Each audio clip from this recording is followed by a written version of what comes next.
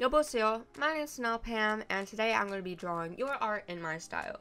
This is something I've been wanting to do for quite some time. I've seen a lot of interesting artwork that people have done, and I want to recreate it in my own way.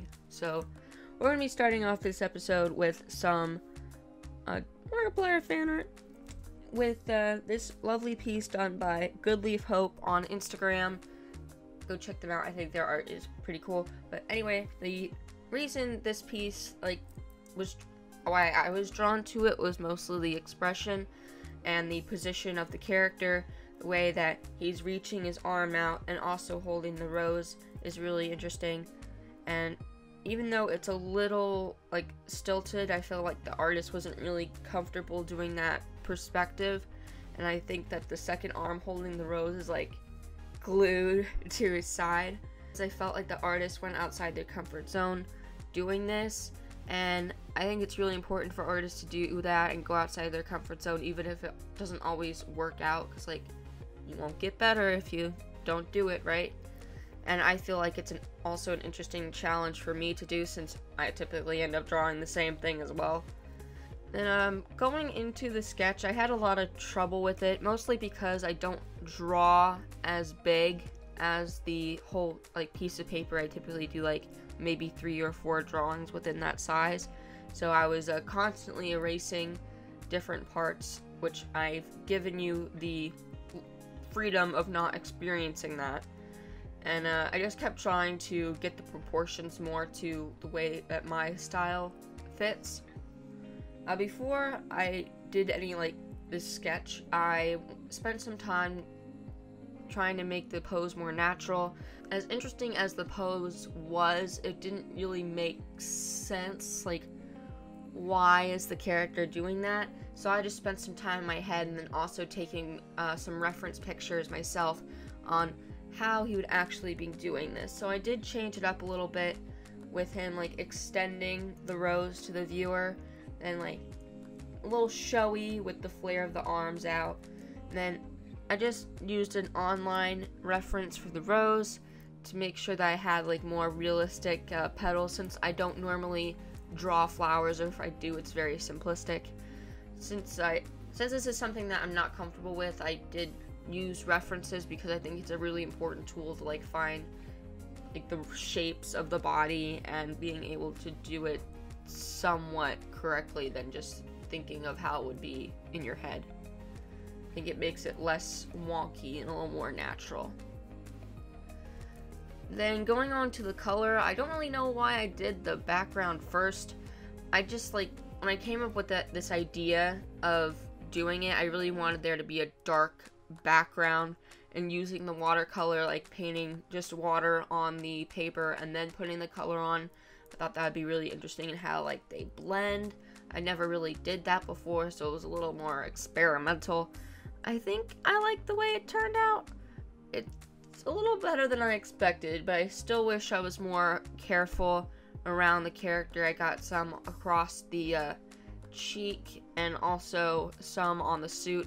I don't think it's going to be as noticeable when I go into coloring the suit than it is on the face, since the character himself, Markiplier, has very light skin, so I'm not really going to be able to cover it up, unfortunately, which makes me kind of sad. But going into the color with the suit, I was just trying to get as even of a layer as possible. Copics do tend to dry a little fast, so I just went as quickly as I could, trying to go over everything. It's been a little while since I've used Copics. I've been trying to stay away from them and using cheaper art supplies, since Copics are really expensive and I don't want them to run out. So just trying to figure out where they should go. I even realized when I went to the face that my cotton pearl Copic marker was pretty much dry, but I'm glad I had enough color to get across the hands and the face. And it was mostly just focusing on those darker colors. The hair wasn't too bad, and then the rose, I don't really have a nice rose Copic marker, so I switched back to the watercolor. I think it turned out really nice, and then later on I did some shading to it with the lighter gray, just doing like the darker parts of the rose, and I think that turned out really nice. And after like looking at it before I put like shading on the face or the hands, I realized it looked really bright compared to everything else, so I tried to tone that back down with using the lighter gray on both the nose.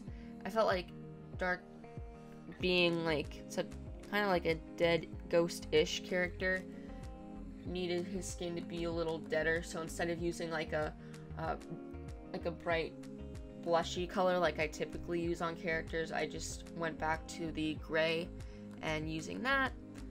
As I finished coloring up here, I do want to say that this was an interesting experience for me. I typically just draw a little tiny thing and then I typically don't color it. It's been a long time since I've actually done a full like piece like this, so I think it was good. I'm trying to get more into back into doing finished work, because mostly my whole sketchbook is full of sketches and not like good things. I mean, I understand that in a sketchbook it doesn't all have to be good, but at the same time it's like I like to look back at it and be like, yes, there is something that I like in here that is actually worth keeping, and I won't just throw this sketchbook away. But anyway, that is going to be the end of this video. Overall, I think that I changed it enough for it to be my own piece, but also stuck to the original artist's intent. Of course, I'm just looking at it from my perspective, so who knows, I could be completely wrong in everything. I think the saying that I put on there, like, come with me, gives it a little more, like, reason for him to be doing this. I can just imagine in my head, like, it's a little interesting thing there, but I'm gonna leave you. This video is going to be over now.